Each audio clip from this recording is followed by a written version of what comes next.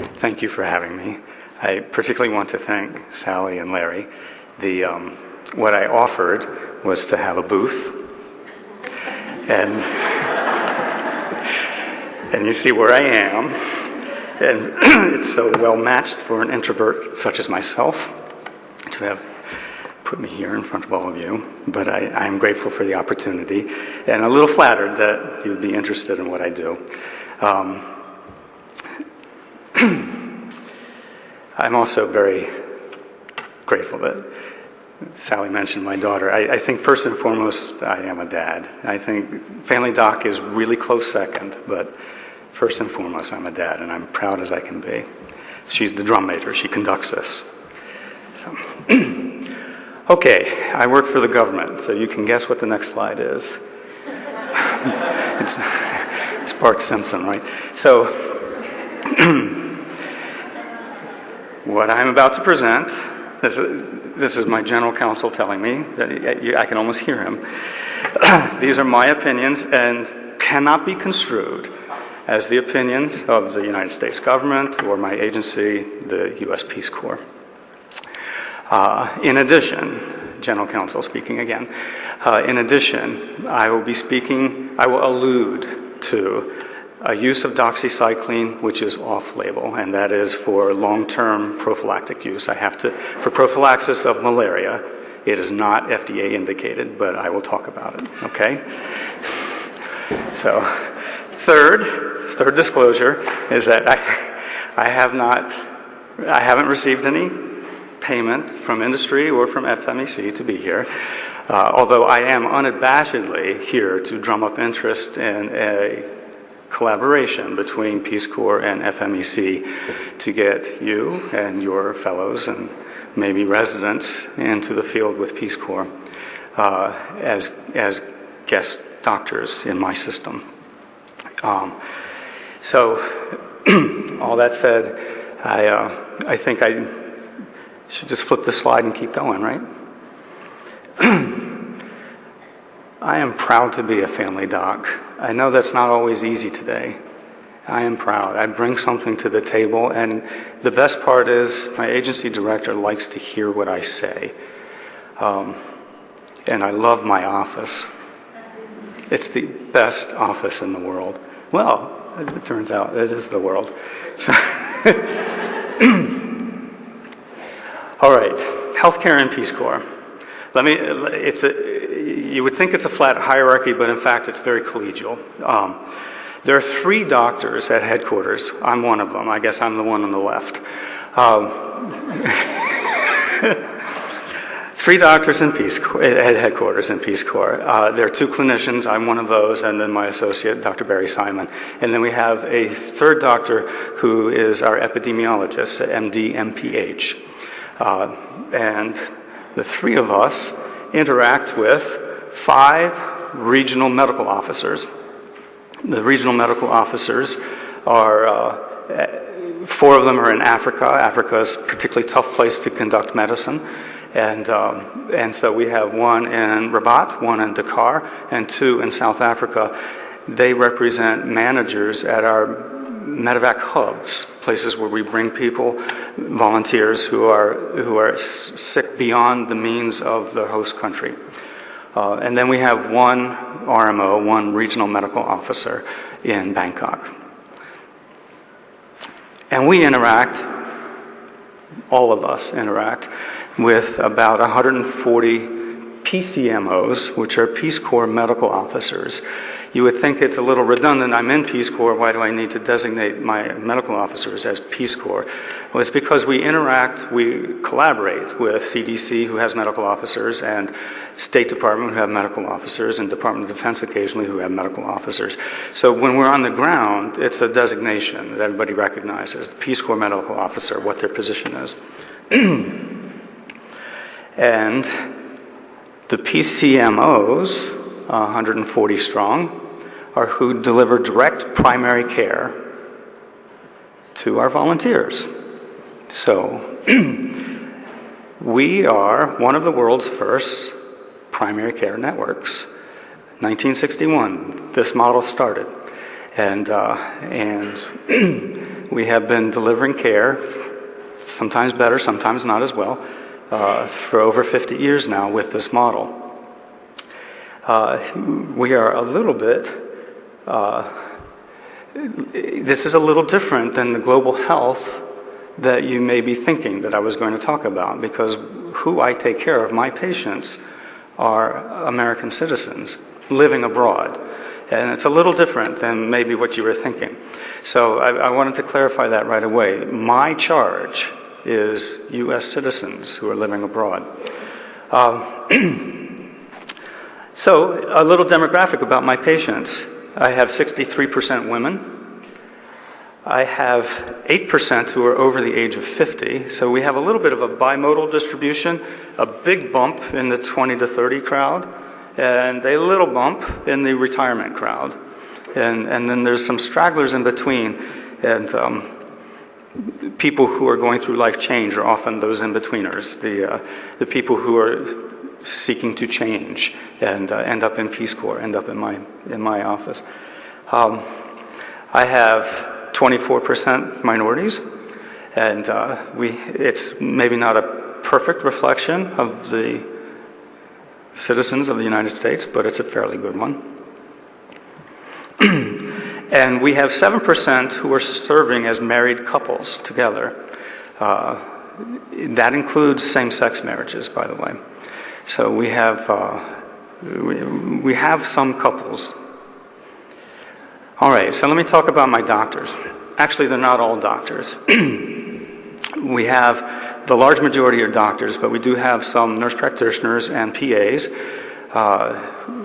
when we have a problem getting doctors. We will use extenders. We have the majority of my doctors are host country nationals, so they are doctors who we hired locally in the country. We have a minority of third country nationals, doctors who were born and trained elsewhere and then are coming to work for us in a nation that is not their own nation. And then we have a smaller minority of American hires.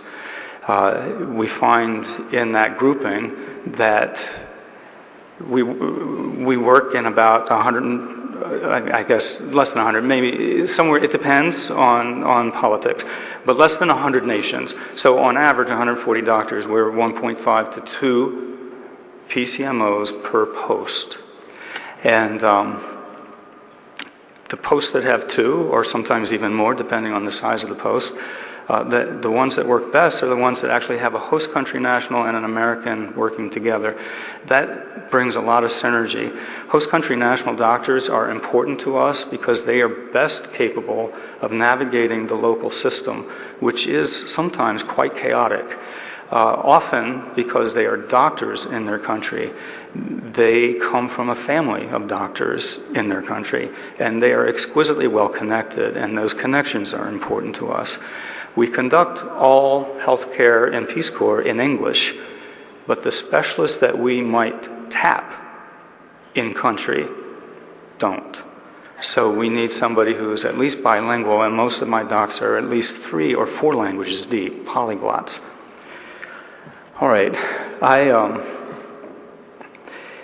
like to say that we were probably the world's first concierge service. Our model is it's a low volume, high intensity kind of care. We are the first stop, the first call for almost everything a volunteer has going on in their life. We are very close with our volunteers. We know them better than probably anybody else at post. We know where they are, what their work is, what they're struggling with, and of course, what they are ill with. It's a full biopsychosocial model, fully engaged, and it is extremely high intensity. We attend all their consultant appointments with them, partly to make sure that the right things happen, partly to interpret what's happening. We go to their sites, visit them, check on them. Very intimate relationship. So here's a photo. I like this one. It tells you everything. You see me off a little to the side, pontificating on something, because that's what I do. Not unlike this morning, perhaps. Anyway, my PCMO to the far left, Dr. Anahit. She is Armenian. She's working in Armenia. She was born and raised in southern Georgia, but she's Armenian. And joined at the hip to her volunteer. And you will see in the other slides that are coming, that is always where they are in the pictures, and I just noticed this. Anyway, the thing I like best about this is that our volunteer is second-generation Vietnamese American and a Buddhist, and she's serving, teaching English, she's serving in the world's oldest Christian nation. It's just interesting what American pluralism does to the world. It's really interesting to me. So, anyway, I am going to talk about what I do through the lens of Morning Report. We do this. This is what we do every morning. We have an hour huddle every morning. Me and the team at headquarters have a huddle where we review active field consultations. We are managing cases. We are coordinating volunteers who have medevaced not to a regional hub, but all the way to home or to Washington, because we need a very specific kind of specialist or something. You can probably ascertain that this is a little bit of a staged photograph because everybody's paying attention. So I don't know how your morning reports go, but that's not this. Also, there are no side conversations happening. So anyway, but this is the room where we do our morning huddle. Around the table, usually are 2 or 3 of the doctors from headquarters. Only one is in the picture, on the left all the way to the forward, Dr. Barry Simon, my very good friend. And the rest are psychologists, PsyDs, so doctors of psychology, who provide psychological counseling by telephone to volunteers in the field. And the remainder are nurse practitioners who do case management for us, manage the cases, who are on medevac, and make sure that the discombobulated doctors are not missing a case, that we had a field consult on X, Y, or Z, and we forgot to answer it. They keep me straight. So we'll just start in the middle of the week, morning report. This is in Ecuador. This is the equator. You see the big north and south? So we're facing east. This is the monument to the equator in Ecuador. This is such a cool thing. If you use Google GPS, they're about 400 yards off. But it's a great monument. Anyway, so my PCMO, Dr. Andres, he has a consult for us first in the morning. His consult is, we have a 25-year-old volunteer who is an agricultural worker out in eastern Ecuador, who called him to say she's had a positive home pregnancy test. This was a little unexpected. She is in a malarious area. It's chloroquine resistant in Ecuador. Not all of South America is chloroquine resistant. So she is currently on Malarone. She is 5 weeks away from close of service. She is almost done her 2-year tour. And he's like, what should I do? So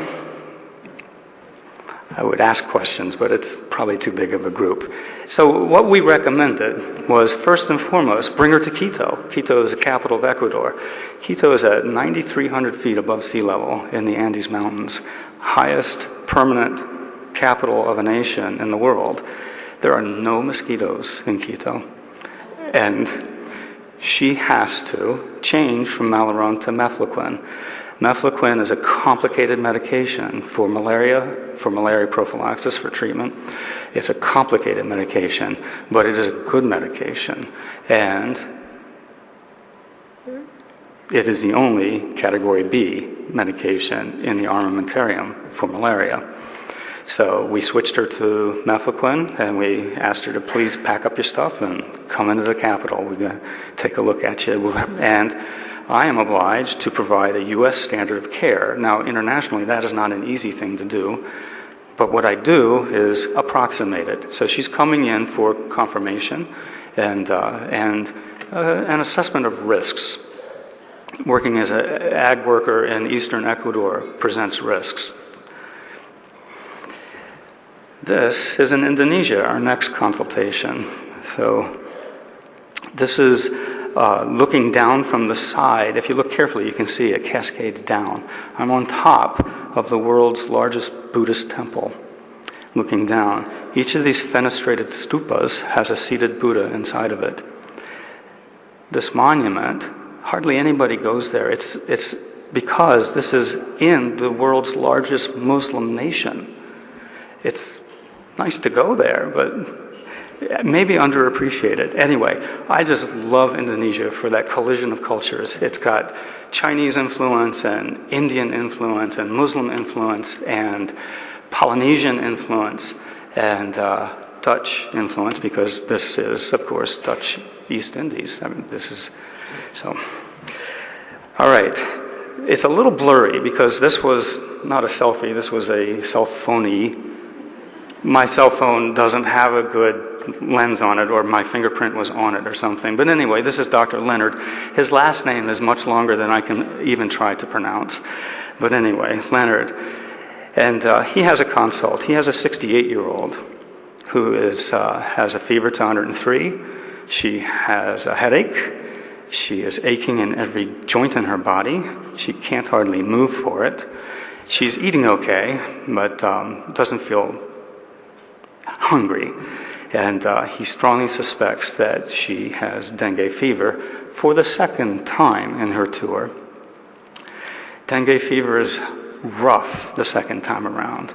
And I'll get into that as this case unfolds a little.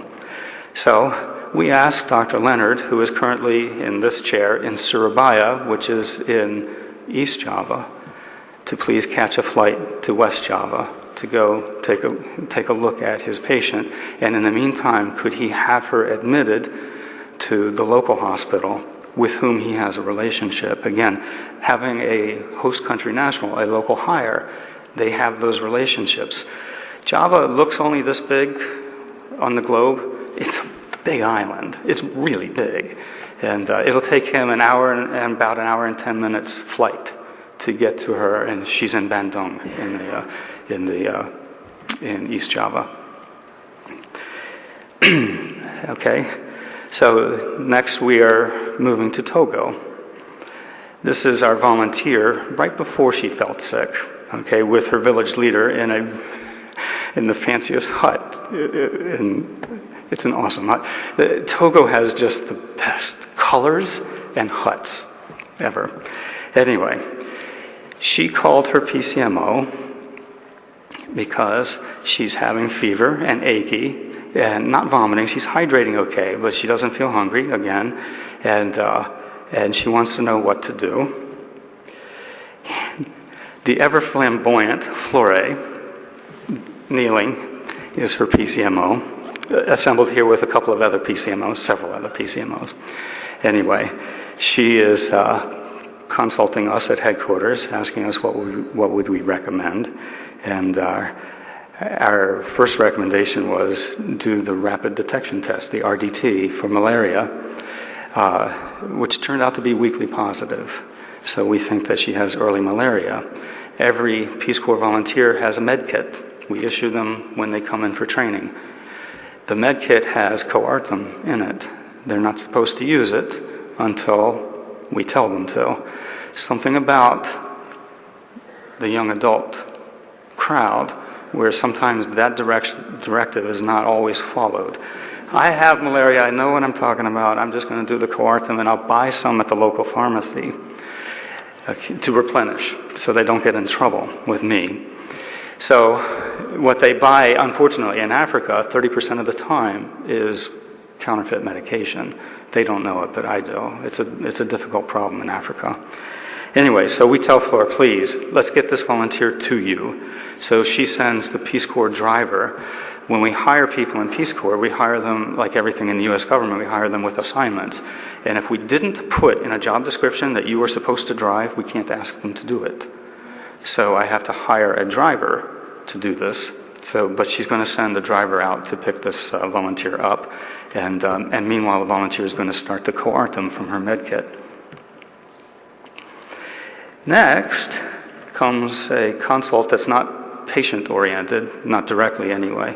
It comes from our RMO, our regional medical officer in Dakar. She's in Senegal, and she says there is a rising concern about Ebola among the PCMOs and their charges, their volunteers, in West Africa. Now, it was reasonably public that I asked to evacuate all of Peace Corps volunteers from Guinea, Sierra Leone, and Liberia in July. I had enough information then to know what was going on. I worked very closely with state and CDC and really understand maybe a little better than most what's happening. But here's the tripwire that I used when I evacuated the 3 countries. It wasn't that I thought our volunteers would be in direct contact with Ebola. The initial spot is the very bright red-orange spot where the 3 countries meet. That's where it started. And we did not have any volunteers near there. My problem was I have volunteers who do things like get drunk and fall down and break a leg. And I need to be able to get to them. And the healthcare structure in these 3 countries is already very limited, bordering on non-existent. And if I can't get them safely out, medevaced, cared for, then they will die of something stupid. And I can't do that. So when Ebola first started really expanding, in June, July, it really started expanding, the first healthcare workers, Médecins Sans Frontières and missions and so forth, the first healthcare workers started contracting this disease. What was the healthcare system imploded. It was gone, just disappeared, which meant I had no resources on the ground. And I could not take care of my volunteers, which meant they would become part of the problem and not part of the solution. So I pulled the trigger in July. With very little fanfare, I hope. Commercial flights were still going in and out. And over the course of about 21 days, we just got everybody out. But it was at least talked about a little bit in the local news. I don't know if it made national news or not. Anyway, so there she is. Dr. Ararat she is Eritrean, but working in Senegal, so third country national. And she is our regional medical officer. Again, kind of connected at the hip here, isn't she? So where she is at the airport in Dakar, waiting for this volunteer who tore her ACL, is getting medevaced to Washington. ACL repairs we can get them repaired and rehabbed within 45 days if we do it in Washington, and we can get the volunteer back. If we don't do it in Washington, we lose a little control of the case, and the orthopedist slows the process down. We won't get them back, and we'll end up having to medically separate the volunteer. But we're bringing her to Washington, so they're in the back of an ambulance, such as it is, on the tarmac at the airport, waiting for her commercial flight to go home, and we'll get her on that plane and meet her at Dulles. So Ararat's asking, what are we doing about Ebola for everybody else? And before I answer that, I'll tap into my resources. So now Thursday, this is back in Quito. Now we have our volunteer in Quito, and we do our torch screen, and she is positive for toxo. She's an ag worker, and she's positive for toxo. So we got a little more work to do. We actually do a sonogram. It probably wasn't necessary, but it's consistent with dates. She's at 10 weeks. She wants to keep the baby, and so since she's only 5 weeks away from close of service, we're planning on keeping her in Quito for 5 more weeks, allow her to close with her class. It's an important sense of closure for our volunteers to enter and close with their class. And it's a big accomplishment. And she wants to do it, so we're going to hold her in Quito where it's safe for malaria. We've changed her to mefloquine, and we're going to have to figure out what to do about this toxo. Now I'm back in Indonesia, where dengue is a huge problem. Second most common in the world, second only to Brazil, number of dengue cases. 25,000 people die from the hemorrhagic form of dengue every year. This is just the funniest picture. These are mosquito larvae. You couldn't tell that, could you? It looks like, I don't know, like a Pokemon something. I don't know what this is. But that's a mosquito larva. These are the larva police. These guys are going house to house looking for still water, and they're cleaning out larvae. It's a major problem in Indonesia. Here are the numbers. I thought you'd be interested. You see Brazil way to the left. They had to do those slash marks because it just goes off the scale. And then second is Indonesia. And Indonesia and the Philippines, dengue is more virulent than most. It is really awful. I don't know why. We just have more problems with that dengue than South American dengue or African dengue. This is what dengue feels like. And our volunteer, 68 years old, has each of these. Fever, pain behind the eyes, almost a hallmark, a headache for sure, achy joints, diminished appetite, usually even upset stomach, and the rash. Now, that's the lower right corner. You probably won't be able to make it out. The rash is only occurs when they're actually turned the corner. So when the rash appears, I know we're done and we can discharge them. The rash in chikungunya appears first. So it's a great discriminator because otherwise it's the exact same set of symptoms. Absent the rash, this is how malaria starts. This is how yellow fever starts. I can name about half a dozen things that look like this. It is very hard to discriminate why people are sick because they all start the exact same way. Ebola starts this way, without the rash. All right, now we're moving to Togo. There's the van, that's the Peace Corps car, and we've got our volunteer, and this is where we brought her to. So we brought her back to the health unit, and she wakes up the next morning, and she has fever to 104, and pain in her left leg and groin, and that's new. She's also swollen there, so there's no focal pain. It's actually a kind of a diffuse pain, and all the way down to her calf. She has 2 or 3 plus edema, redness and edema both. We began to get concerned that she might be going into DIC, which is a complication of malaria, because it turns out that she didn't understand the instructions for Coartem. You take 4 at a time. She took 1 at a time. So she's undertreated for her malaria, and we're afraid that she's developing a DVT in her leg and going into DIC all at the same time. And yeah, by the way, her pressure is 82 over I don't know what. And so kids make me nervous a lot, especially young women who start at 90 over something to begin with, and then they go to 80, and then they go down. Talking about Ebola, this is my colleague and associate at State Department, the head of tropical medicine at State, and Dr. Greg Martin, a very good friend of mine. He's a runner. He's currently out with his 25,000 best friends, running the Marine Corps Marathon now. We are running buddies. I enjoy his company a great deal. I talk to Greg first and foremost because he's 6 blocks away from me. He's an easy call.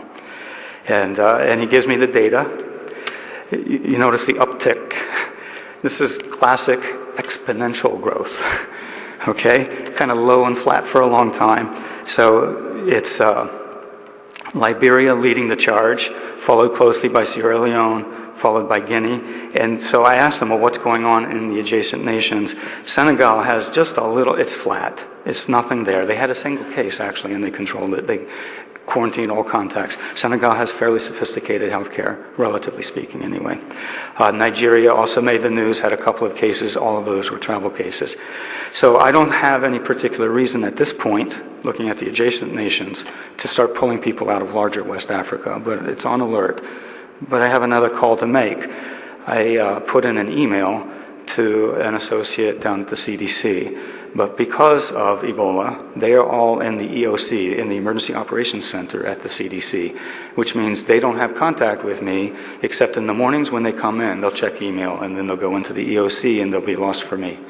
So I sent a request for information of what the CDC is looking at, and expect by tomorrow in my morning report that I'll have some data. So here's tomorrow. That was convenient. This is part of the Paramo ecosystem in Ecuador. This is the most coolest thing ever. This is a watery alpine tundra ecosystem in the Andes. It's the coolest thing. It reaches from the northern Andes all the way up into southern Central America. It's just so cool. Anyway, I just want you to know I love the places I work. I really do. So, toxoplasmosis and pregnancy. We do a follow-on test, and it's what we had available. There's a couple of ways that you can do a confirmatory test for toxo. Avidity is one of them. This is what's available in country. So we did an avidity test. It looks like she's been recently infected. She's 10 weeks. She's an ag worker. She could have been infected, 2 years ago and just carrying antibodies, but we checked, and it looks like she was recently infected, which means that potentially she was infected while she got pregnant. And that's the threat. So if she had past infection, it's not a big deal to the fetus, but it is a big deal. And now we know it's recent enough that it's potentially she was infected during her pregnancy. And that means we need to actually medevac her. But because Spiramycin, which is a very tricky medicine, and you need special dispensation. FDA classifies it as an investigational medicine. This is what's safe for the fetus, but it is an investigational medication. I can't prescribe this. It's not available at post. So she's coming home, and we're going to connect her to high-risk OB and infectious disease. And the end of the story, which I'll end here on her anyway, is in fact she had amniocentesis at 16 weeks, and the fetus was unaffected. So we left it, and we just monitored her for the remainder of her pregnancy. It's complicated. Toxo in pregnancy is a complicated infection. Now we're back in Indonesia. Indonesia is part of Polynesia, among other cultures. And Polynesia has an affinity for megalithic monuments. This is a mountain of basalt. All of these things look like they've been carved. In fact, they occur naturally this way. They occur when there's been an extrusion of basalt. Indonesia is famous for its volcanoes. An extrusion of basalt that crystallizes in hexagonal columns. But it didn't happen here. It happened about 14 kilometers south of here. All of these were brought here. And so it's a mountain of basalt. And it always has been a holy place, traditionally, for the locals. You see them cleaning it. They're always out there cleaning, dusting it off. It's a holy place. A geologist, an Indonesian geologist, did ground-penetrating radar and resistivity studies on this. This is the archaeologist in me coming out. This is man-made mountain. This is not naturally occurring. There are chambers underneath, open chambers. This is actually perhaps the world's oldest pyramid, covered up by jungle and junk. A holy place over centuries, over millennia, accumulates stuff, and you lose how it started. It's initial dating. They did core drillings. Initial dating somewhere between 7,000 and 9,000 years old.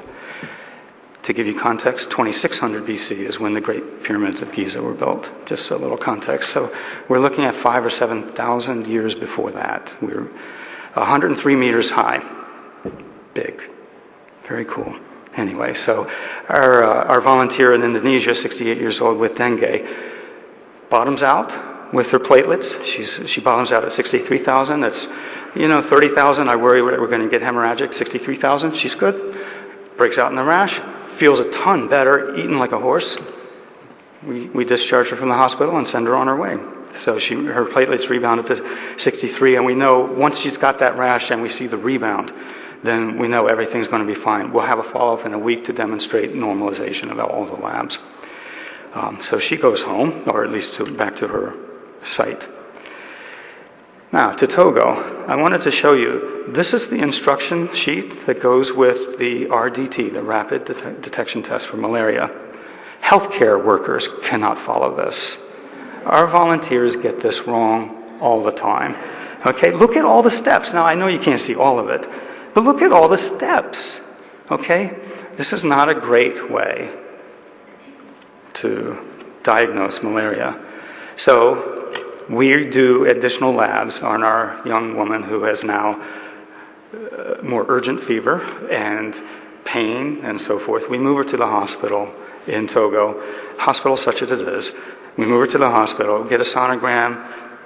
A sonographer calls it as a partial popliteal DVT in the left leg. So we hem and haw and think, okay, let's put her on low molecular weight heparin. We're afraid that she may also have DIC. But here's the thing. Her malaria smears, so thick and thin smears, show somewhere around 1% parasitemia, which means, yes, she is incompletely treated. She did not take the coartem correctly. That part's true. But this is not serious malaria. 5% or more is serious malaria. 1% parasitemia, that's practically what they're living with. So we're beginning to wonder what the devil is going on. She can't keep her pressure up. So we get her to the hospital. We get these additional labs. They don't really tell me much. The D-dimer is high. That didn't tell me anything. When does it ever? I mean, really, when does it ever? I don't know. Anyway, so long story short, we started with IV fluids. We think, okay, she's shocky. I don't know why, but let's get her some stuff. So that's where she is. Here's my buddy, okay, Gary Brunette. He's actually South African, but you can expedite citizenship to the United States if you serve in the military or in the U.S. Public Health Service. And he is a captain in the U.S. Public Health Service. And you can see that's the EOC behind him, all those tables and all that big screen. This is actually MERS in the background. It's not Ebola. Anyway, so I send an email to Gary, and I ask him, what do you guys see going on? And Gary sent me a video, and I want to show it to you. This is a border crossing between Benin and Burkina Faso. This looks like a very secure crossing, doesn't it? Not only is the border control across two drums, but nobody goes there. Everybody just goes around it. and if you go north 100 yards and south 100 yards, there's just wide open streets without the border crossing. This is why Ebola moves. There is no way to lock this thing down. So Gary sent me his projections. Okay, so this, just to remind you about the geography. The video was between Benin and Burkina Faso, which is kind of centered and down to the lower part of the screen. And the three Ebola, that's what we call them affectionately, the three Ebola countries are Liberia, Sierra Leone, and Guinea over to the coast. Okay, with my RMO in Senegal very close by, which is why she's nervous, right? All right. Here's what they did, and actually I collaborated with the CDC to help them with this one. CDC looks at travel patterns, porous borders, looks at where airplanes go, looks at where people go, and this is what they see. The large orange or yellow, I guess it is, orange dots tell you where they think malaria is headed. Where Ebola is headed next. And Ghana has a big target on its back because it's a travel hub and it's local. So I have volunteers in Ghana. I'm paying very close attention. So Senegal, the Gambia, we have Morocco, we have places that we are worried, but Ghana is really the one I'm most worried about. And I don't want to belabor it. So I get back to Ararat, Dr. Ararat, and tell her, you're on notice. Senegal and Ghana are next on my list. I may pull you out. Now we move to Saturday, coming back to the coolest things in Indonesia. This cave is where Homo floresiensis was found. This is the Hobbit. This is a fully formed adult human that stands 3.5 feet tall. Okay? A new species of human, unknown prior. Okay? This is Homo floresiensis, named for the Flores Island, which is only 2 islands away from Java, part of Indonesia. Anyway, and if you have time and can get around the runners, this is the display in the Natural History Museum, the quintessential museum in Washington, free, and you can go and look at the little lady that they found there. I think she's really cool. Anyway, interestingly, again, affectionately, the hobbits lived to 10,000 years ago. We are not the only species of humans. and in fact, somewhere within the last 30,000 years, 3 species, 3 hominids went extinct. We are the last one standing, but we actually cohabited the world with other hominids and actually commingled. Just as a sidebar, I was part of the expedition that demonstrated Neanderthals and Cro-Magnons were intermingling, and now we have DNA testing confirming that Denisovians, which are the hominid species up along Siberia, also intermingled, and we all carry those genes in us partially. It's kind of cool. All right. This one is to remind me that my fair lady in Indonesia is not doing so well. We sent her home, and Leonard is getting ready to come back to Surabaya by airplane, and she starts going wacko. She's going, just wackadoodle. She is imagining that the village is conspiring to murder her. She's seeing people in her house, even though it's locked and bolted. She's just kind of gone off the deep end. So these are the number of consultations that we get for mental health. The big other is half of it, but we have a lot of people, a big number of people with mental health issues that are simply having trouble adjusting to the harsh reality of Peace Corps service. And then a minority of people, interestingly, we accommodate people with mental health histories, and only a minority, 13% of this apple pie, only 13% of people with a known existing condition actually have a recurrence of their accommodated condition. Anyway, so Our Lady is clearly not new onset psychosis, she is delirious. And what she has is probably dengue viral encephalitis, which I said the dengue virus in Indonesia and Philippines is just a cruel virus. And it gained access somehow, and now she's silly. Anyway, clearly she's not fit for duty, and we got her on an airplane that same evening, got her on an airplane to get her home. So she recovered very quickly. This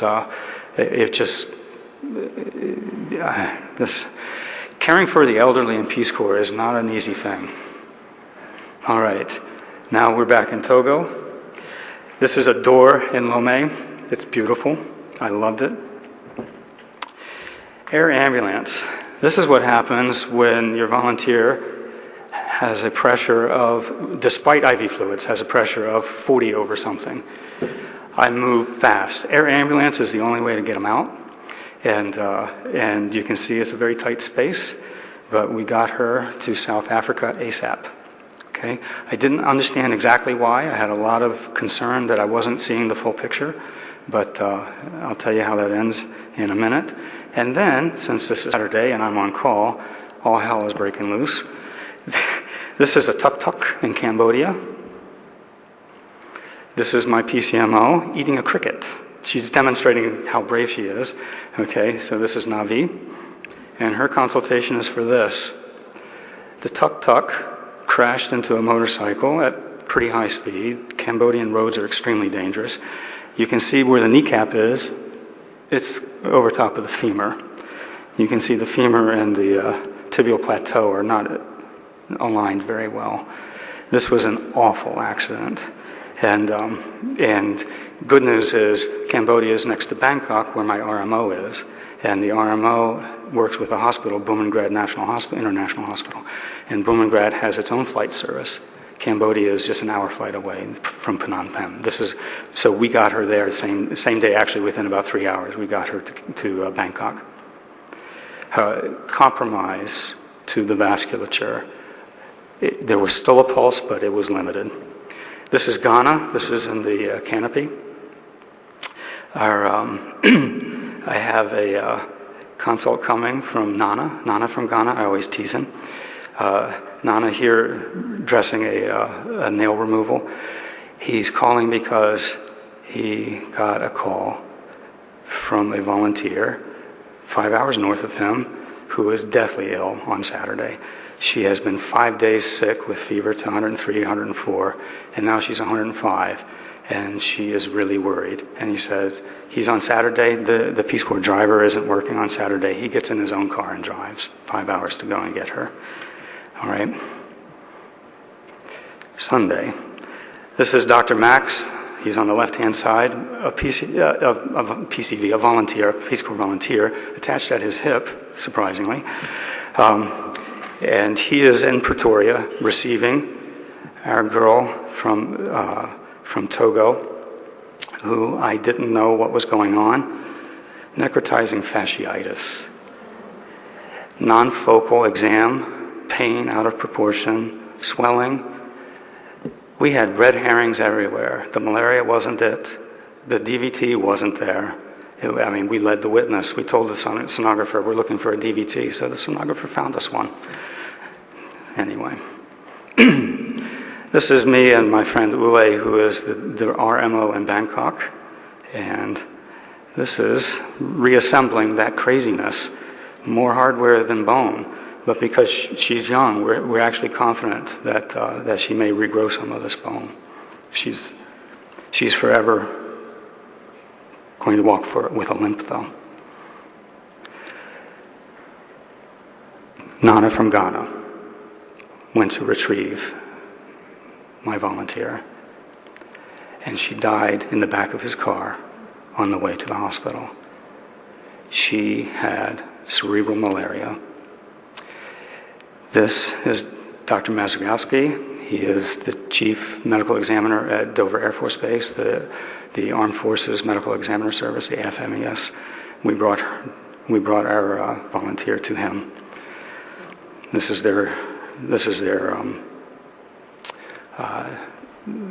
their facility. It's an awesome facility. Number of deaths of volunteers by year, 2.8 on average. That's per year in service. Every one of them breaks my heart, every single one.